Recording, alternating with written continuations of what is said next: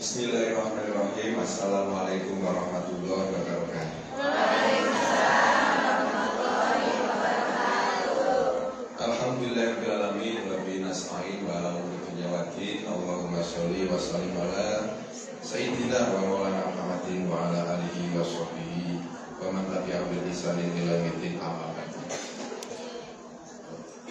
Segenap yang hadir, yang baru hadir, dan semua saja yang semoga dirahmati oleh Allah Subhanahu wa taala. Mari kita lanjutkan pada sesi pengajian yang kedua. Sudah pada makan nggih?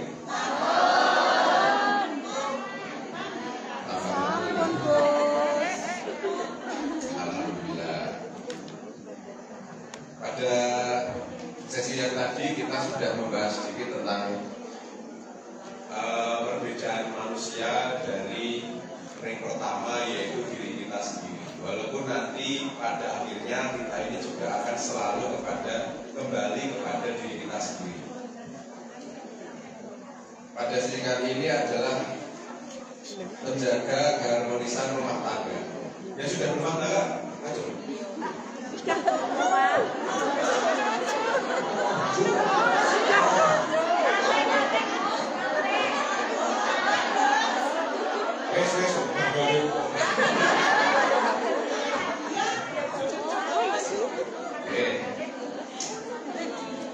Menjaga keharmonisan rumah tangga.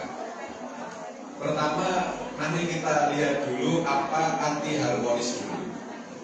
Beberapa orang itu, terutama kaum perempuan, itu sering memaknai harmonis itu adalah tiap hari bisa bercengkrama, tiap hari bisa quality time bersama, tiap hari bisa ketemu terus sama suami, sama anak, tiap hari bisa tanpa pertengkaran. Selalu saja semacam itu, ya. Tapi kan kita tadi kan bisa menyadari bahwa harmonis itu kan maknanya nggak cuma di situ, karena setiap orang itu memiliki problemnya masing-masing. Misal dari segi saksennya atau orangnya. Dari jenengan ada yang punya suami baik hati, ada yang punya suami keras, oke, sing talak-talakan mau. Ada yang sebaliknya, mungkin jenengan yang keras pada suami. Atau oke? Semuanya itu punya problemnya masing-masing. Lalu Tuhan kita Allah Subhanahu wa taala mengatakan ja'alna ba'dukum li ba'din fitnah. Ini prinsip yang saya pegang dalam hal keharmonisan rumah tangga. Ingat ya, bahwa kita harus yakin bahwa di samping orang lain menjadi cobaan bagi kita, kita ini juga cobaan bagi orang lain. Termasuk bagaimanapun juga, bagaimanapun suami Anda anggap sebagai cobaan bagi Anda, karena Anda merasa suami galak, suami tidak peka atau apa. Anda pun yang merasa sudah melayani suami itu juga cobaan bagi suami. Ada seorang suami itu ngomong begini, Gus, istri saya itu sudah saya cukupi, tanggung jawab sebagai suami sudah saya lakukan semua, tapi kenapa istri saya tetap masih marah-marah saja? Kita guyoni loh, aku salah milih bojo, salah tepat bojo paling. Jadi si suami dia merasa sudah menjadi yang terbaik bagi istri, tapi kenapa istri kok tetap marah-marah? Dan kenapa istri tetap suka ngeluh? Setelah tanya ke istri, jawabannya ini gimana? Bu, kenapa Anda kok masih marahin suami? Padahal suami itu sudah memenuhi kewajibannya. Kata si istri, lah gimana Gus, gimana Pak Ustadz, kok suami saya itu nggak pekok. Nah gitu loh.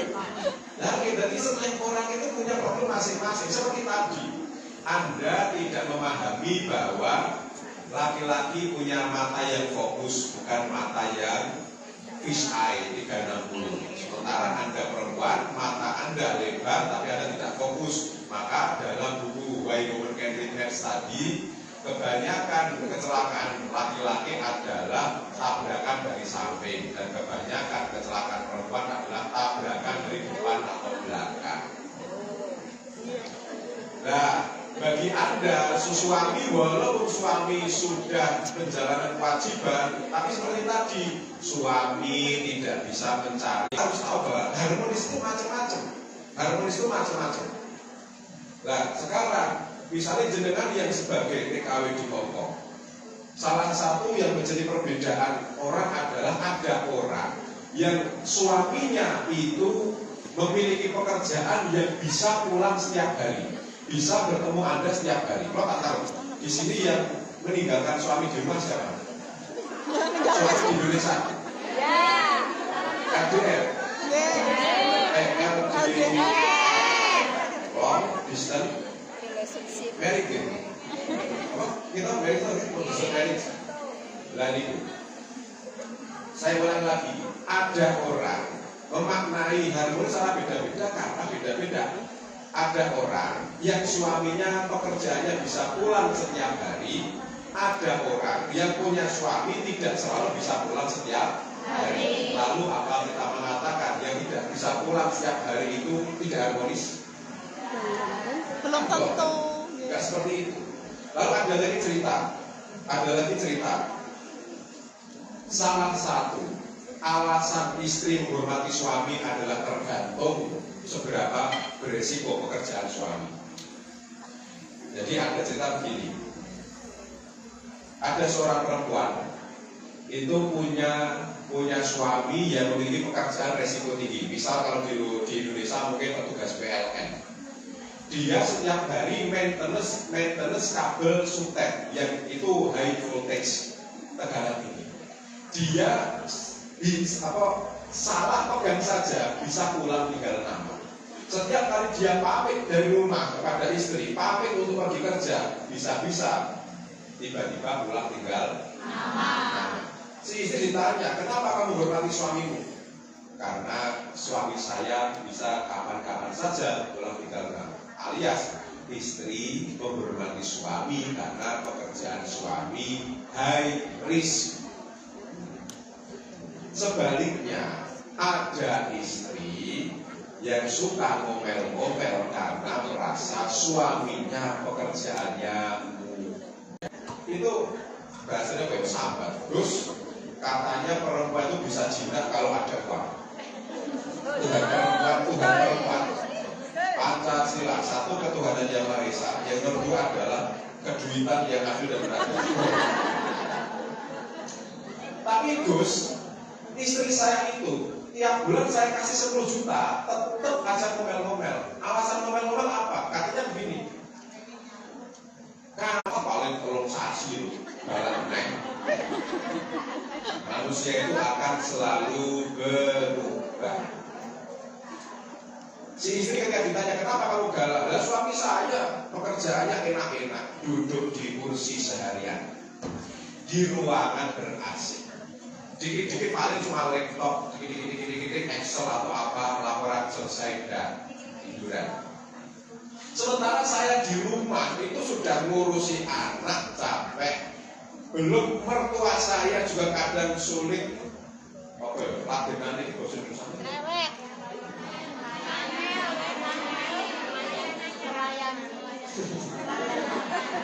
Sulitnya melayani mertua, sulit melayani mertua. Ipar saya itu suka utang nggak nyaur-nyaur. Ada ya utang? Ada. Uangnya kok? Sini.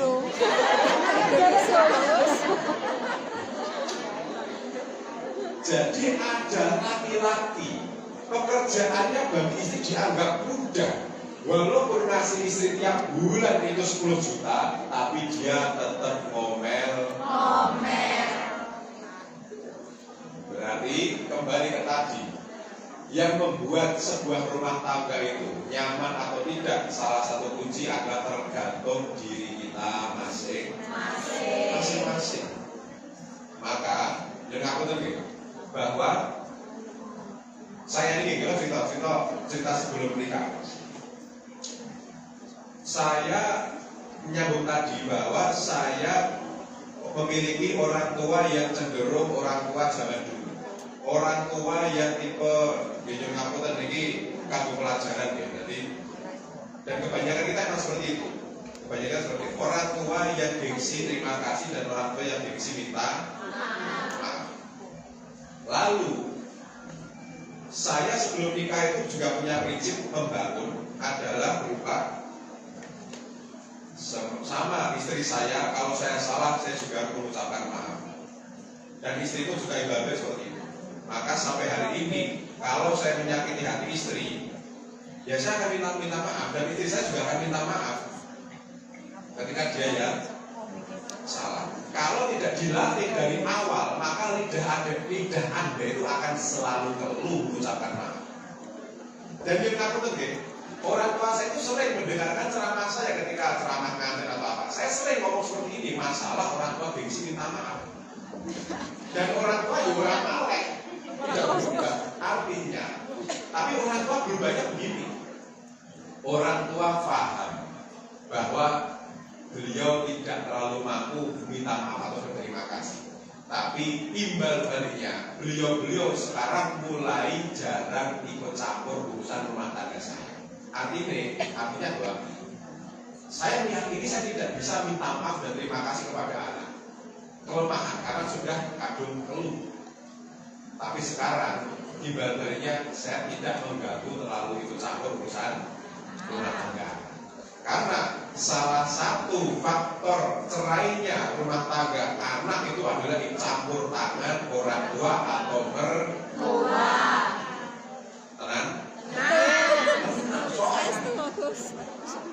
Saya dulu ketika kuliah S1 itu studi banding di Pengadilan Agama Tiboho, Jogja. Dan salah satu kasus yang diajukan adalah si istri itu memohon perceraian karena orang tua terlalu ikut campur urusan rumah tangga. Oke, di jenengan mau kan bojo lagi ajudan di pulau fakta mau ada dari mantu atau dari mantu mau kayak disek kayak mungkin mantu. Saya ulangi, saya itu pernikahan saya itu dijodohkan. Jadi kan kata orang kan zaman sekarang masih ada perjodohan kan kayaknya nggak mungkin. Tapi saya itu tipe ya ini kodarilah bahwa kehendak Allah, saya itu kebetulan selalu punya rasa di dalam hati. Tapi ini khusus pulau karena tidak semua Anda mungkin mengalami. Saya merasa orang tua saya sudah saya repoti sampai ketika saya usia menikah. Dulu saya waktu kecil nakal. Ya nakal itu nakal ngetek-ngetekin duit wong tua. Sehingga saya itu merasa di momen-momen ini saya ingin pasrah kepada orang tua. Terserah orang tua milik siapa, saya ikut. Dan ternyata apa? Beberapa yang membuat rumah tangga itu nikmat adalah ketika pernikahan Anda diridhoi oleh orang tua. Orang tua yang ridho otomatis akan akur dengan besan. Orang tua yang ridho otomatis suka membantu Anda dalam membesarkan cucu. Nah, ada orang yang LDM, ada orang yang LDM, ada orang yang suaminya pekerja high risk, ada orang yang suaminya low risk, ada orang yang dia membesarkan anak. Terus yang jomblo piye? Saya tidak mengatakan, kalau boten kondo, saya tidak mengatakan cinta tidak penting. Cuma itu bukan yang paling penting. Karena kalau Anda hanya mengandalkan cinta, blind spot Anda akan sangat besar. Orang yang hanya cinta tidak akan melihat jarak. Orang yang melihat cinta tidak akan melihat orang tua atau mertua. Orang yang karena cinta tidak akan melihat agama. Orang yang karena cinta tidak akan memandang gap ekonomi.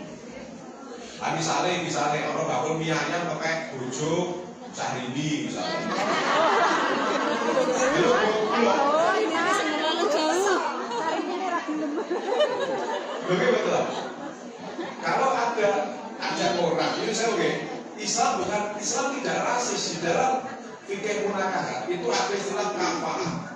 Kafaah ini tidak syarat, tapi itu menjadi penunjang yang hebat. Misalnya beberapa waktu yang lalu polemik habaib sampai hari ini masih ada di Indonesia ini.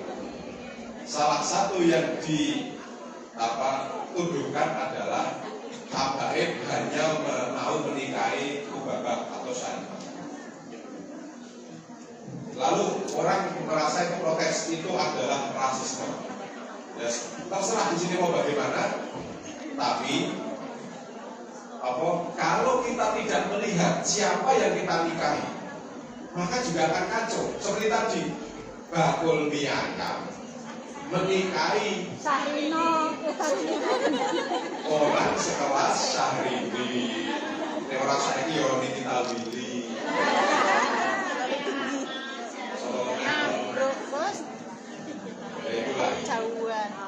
Sekarang kalau Anda jadi Syahrini atau Nikita Billy, suami Anda yang bakul mie ayam tiap bulan hanya bisa ngasih 300.000.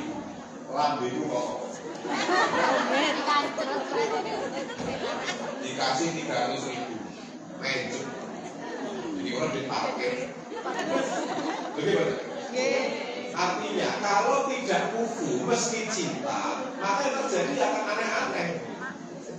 Terjadi si istri akan selalu berontak, akan selalu punya alasan untuk berontak. Paham ya? Nah, karena cinta. Terus maaf, ini apa tadi? Jadi kita mulai, kan jarak, ada jarak, keterlibatan mertua, terus bisa budaya, ekonomi. Kemarin ada berita di Tegal, sing wong Tegal begini,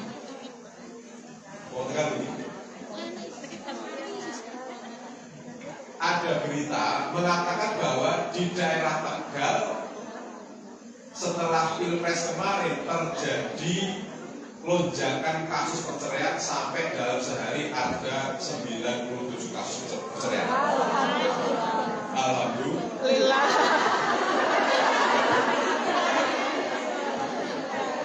Surplus rondo. Salah satu alasan adalah alasan ekonomi. Dan ekonomi itu bukan selalu urusan kekurangan harta. Langsung ya, alasan ekonomi perusahaan rumah tangga tidak selalu urusan kekurangan harta. Contoh, Bu, jenengan saya gadah suami.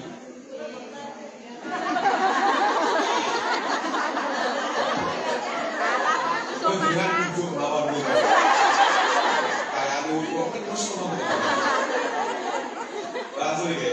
Anda yang punya suami Anda katakanlah memang punya uang, sudah memberi jenengan nafkah, tapi suami Anda diam-diam ngasih ke adik kandungnya. Dan kebetulan cewek lah, adik kandung. Jadi suami Anda itu sejak kecil dekat dengan adik kandung ceweknya. Tapi dia ngasih uang ke adik kandung diam-diam. Jadi kan sebagai perempuan rasanya gitu.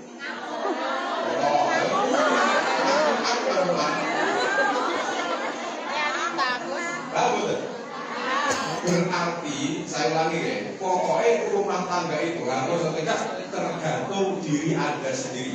Toleransi Anda terhadap kesalahan-kesalahan yang terjadi di dunia ini, Anda kata ridhone loh, Anda banyak ikhlasnya atau tidak. Karena hanya masalah itu saja Anda bisa marah. Makanya saya pernah mengutarakan ya, ada perempuan berdoa, Gus doakan saya supaya saya dapat jodoh yang solid. Terus ngomong, tenang, tak donake ini koyo jeblo ya nek wong soleh. Ada perempuan di mata saya, penilaian singkat saya, ini perempuan orang biasa. Artinya dia bukan orang yang amat ahli ibadah, biasa.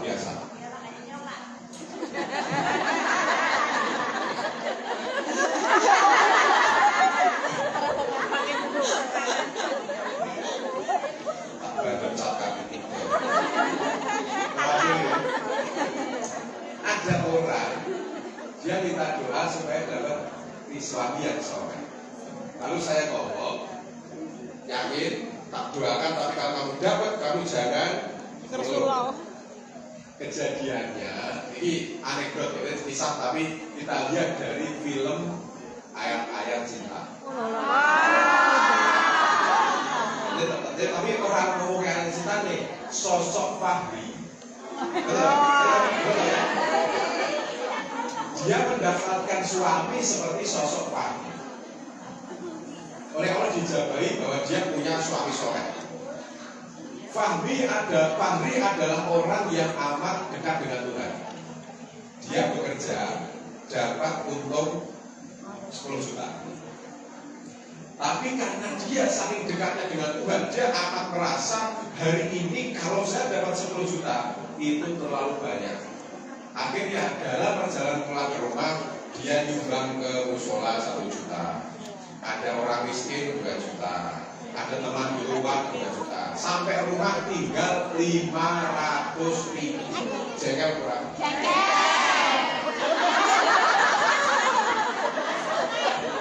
Jadi paket. Jujur Gus. Paham ya? Makanya hati-hati pun dalam urusan berdoa. Karena apa? Jenengan minta orang yang soleh, tapi Anda sendiri belum pada taraf itu, tidak seimbang. Maka ketika Anda melayani kesolehan itu, Anda yang bingung sendiri. Kasus seperti ini itu terjadi sejak zaman Nabi Muhammad SAW. Kita ambil contoh Sayyidina Umar bin Khattab. Jenengan kalau melihat beberapa sejarah, Sayyidina Umar bin Khattab sebelum Qablahu Tasna'ul Khalifah, sebelum beliau itu menjadi khalifah, beliau itu kan terkenal keras ya, keras. Ya jadi mudah marah, termasuk yang mudah marah. Ini lo bujuni lagi.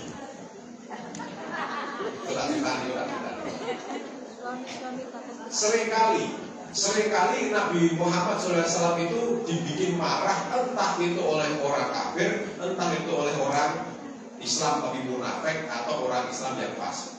Karena misalnya ada orang mengatakan, ketika Nabi membagikan rampasan perang atau membagikan roti, ada orang Islam munafik mengatakan atau fasik mengatakan, ya Nabi, kalau bagi roti tolong yang adil.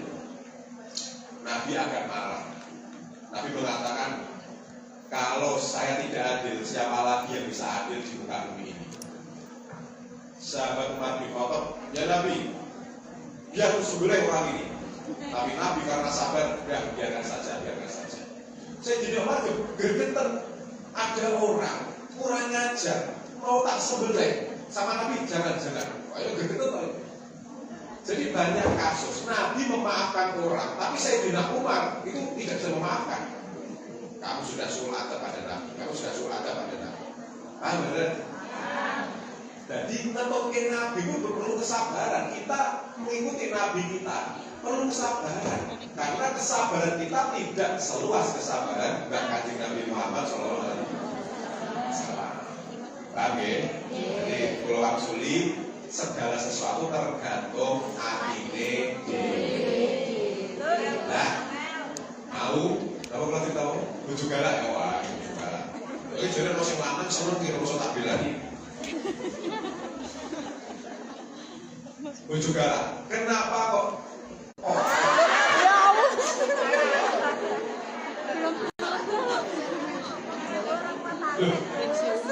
Halo, saya di sesi pertama bicara soal cendekiawan muslim namanya Ibnu Khaldun, bahwa setiap babu kalau di Arab Saudi mahar atau mas kawin untuk menikah berapa? Terus di sana itu mas kawinnya saja itu 40.000 real. Umpama 40.000 real itu kalau bisa satu yang 4.000 sekarang sudah lebih. Itu maharnya saja, belum tambahan yang lain itu sudah 160 juta. Makanya wong itu kono teman-teman diwayuh ya teman-teman. Di poligami mereka nggak marah. Contoh, karena apa? Bagi perempuan, sementara saya masih perawan, hampir jadi perawan tua, jadi belum diwayuh. Itu baru mahar. Tapi Gus, tidak cuma mahar uang. Kalau menikahi orang Arab, satu maharnya KWI sampai ada guyonan gitu, ada guyonan gitu. Bulan itu pernah ngaji kan? Ngaji kan di apa? Kan zaman kedepikir di rumah itu kan juga banyak ono sing jawab 250 pun angsal Gus. 250.000 wis oleh. Segar apa? Oh, pantes. Bojomu galak ora? Galak. Ayo pantes. Pantes gitu. Oke. Nah, langsung mulai. Kembali masalah sakinah mawaddah warahmah. Sakinah itu artinya ketenangan. Oke, ketenangan. Tadi ada orang yang rumah tangganya LDM, long distance relation, long distance marriage, dan dia menyebut dirinya sakinah karena saya dengan suami baik-baik. Sementara orang Arab yang 160 juta maharnya paling cuma pada ini, dan di Indonesia maharnya kecil tapi sakralitasnya luar biasa. Di Arab maharnya besar tapi sakralitasnya biasa saja. Tapi apakah mereka tidak sakinah? Padahal mereka tidak mengeluh. Betul-betul. Jadi ngaten-ngaten. Ini sampai saya membuat seneng banget cerita-cerita. Ada orang sudah, ya katalah orang tua lah, di perawan tua ya coba tua, jodoh karo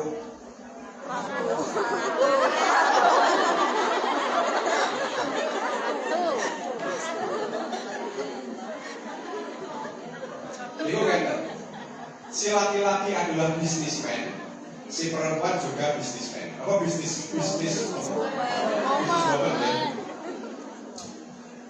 Si laki-laki melamar perempuan dengan cara seperti ini. Misalnya jenis apa ya sini Pak?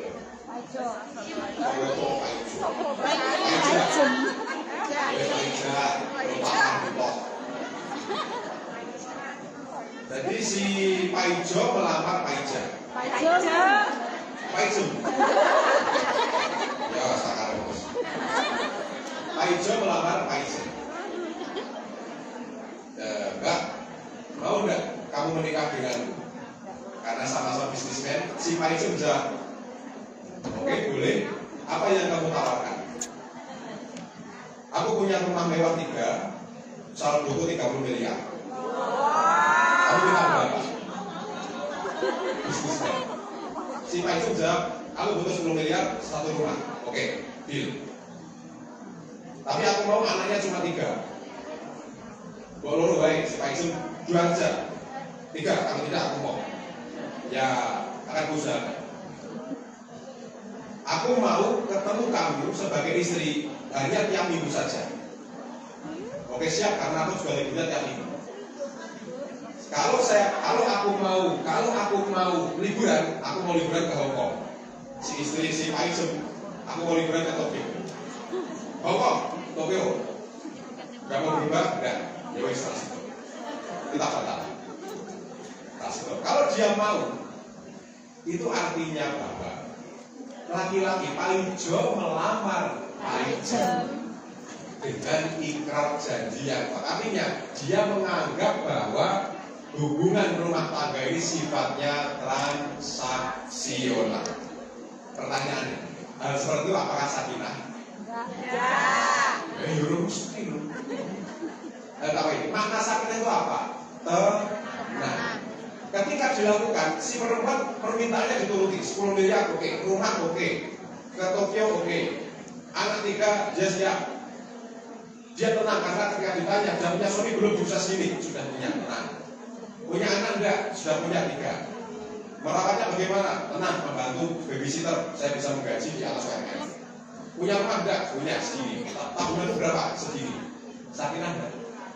Sakinah, tapi dengan makna yang kita ini tidak pahami. Kenapa? Karena kita bukan bisnismen, mungkin. Coba. Makanya jenengan jangan meremehkan ini dunia milik Allah Subhanahu Wa Taala. Manusia tidak ada bisa disamakan. Tidak ada yang bisa disamakan. Betul ya? Jangan kaget kalau Islam pun ada yang beda-beda, ada NU, ada Muhammadiyah, ada Wahabi, LDI. Kenapa? Karena manusianya nggak bisa disamakan. Nggak bisa disamakan. Jadi keharmonisan rumah tangga itu yang paling pokok adalah memperbaiki diri sendiri. Seperti tidak paham omongan ini.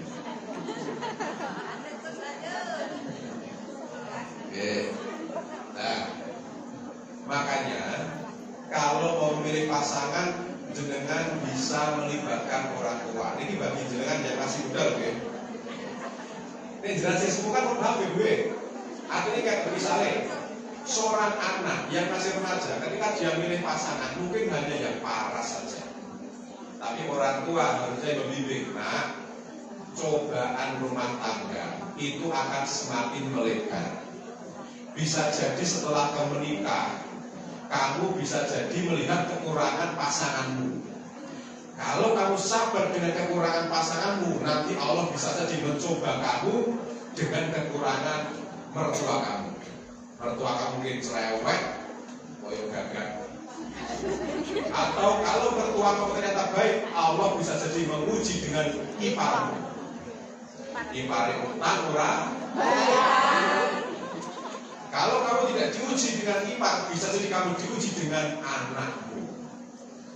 Kalau tidak diuji dengan anak, akan diuji dengan tonggo cangkem. Kenapa? Jadi kalau hanya melihat cinta, hanya fokus pada pasangan, nanti kamu akan terkejut oleh hal-hal yang lain. Hal-hal yang lain. Nah, maka dari itu yang paling penting adalah rasa sabar dan rasa syukur. Lalu ini kayak kami dengan saya bacakan salah satu hadis Nabi bagi jenengan yang saat ini sedang diuji oleh Allah berupa memiliki suami yang sulit. Allah mengatakan barang siapa seorang perempuan yang dia bersabar atas kelakuan suaminya, maka dia akan mendapatkan pahala sebagaimana pahala Asia ketika menghadapi suaminya yang berupa Fir'aun. Nah, tak bojomu Fir'aun itu dari ini. Tapi di sini redaksinya adalah bukan masalah apakah suami Anda separah Fir'aun, tapi apapun keadaan suamimu yang baru bersabar, kalau kamu sabar, maka kamu mendapatkan pahala seperti Asia. Jadi apapun keadaan suamimu, walaupun grade kesulitannya di bawah Fir'aun, tetap pahalanya seperti Siti Asia. Yang jelas harus sabar. Betul. Nah, asem terus boleh. Masih 2 jam terus. Oke. Kita tambahan untuk cerita saja ya. Kita lihat bersyukur. Ada istilah uhibbuka lillahi ta'ala. Aku mencintaimu karena Allah Ta'ala. Ini yang sering disalahpahami. Dan aku lagi, ini yang sering disalahpahami. Makanya kalau ada seorang kekasih Allah mencintai suami, itu cintanya itu ternyata tidak seperti yang kita kira. Contoh, Robi'ah al-Adawiyah. Robi'ah al-Adawiyah itu wali perempuan.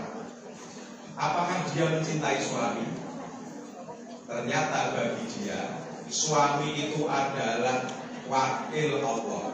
Jadi dia membahagiakan suami, tujuannya hanya untuk membahagiakan Allah. Jadi bukan kemudian kita fokus pada suami, tapi surgaku di telapak kaki suami. Jadi kecintaan Robi'ah Adawiyah pada Allah menjadikan Robi'ah Adawiyah melaksanakan perintah Allah berupa taat pada suami. Dan karena melihat Allah di dalam diri suami, maka dia melihat suami sebagai jalan menuju Allah. Mungkin betul. Jadi ketika cara melihat suami seperti itu, Robi'ah Adawiyah mau dipoligami, mau dikapa-kapain, dia tidak akan bersedih hati. Karena yang diharapkan hanya Allah Subhanahu wa Ta'ala. Angel, atau teman sampean. Ajaran Gus, ajaran. Tapi itu lebih baik ya, kanggo kula jenengan. Kenapa ke orang Islam itu sampai detik ini angka perceraian orang Islam daripada orang non-Muslim, kenapa kok lebih sedikit daripada non-Muslim? Karena orang Islam memandang rumah tangga itu sebagai bagian dari cara kita menjalankan perintah dari Allah Subhanahu wa Ta'ala. Nah misalnya dengan semua kayak ngomong, lo tak tahu, Anda yang sekarang merawat orang tua, kemana anak si orang tua itu tadi? Kenapa tidak dirawat sendiri oleh anak? Kerja. Dia kalau di rumah merawat orang tua, betul betul mengandalkan dengan dia tak cerita nih. Orang yang tidak beragama atau beragama selain Islam, mereka bisa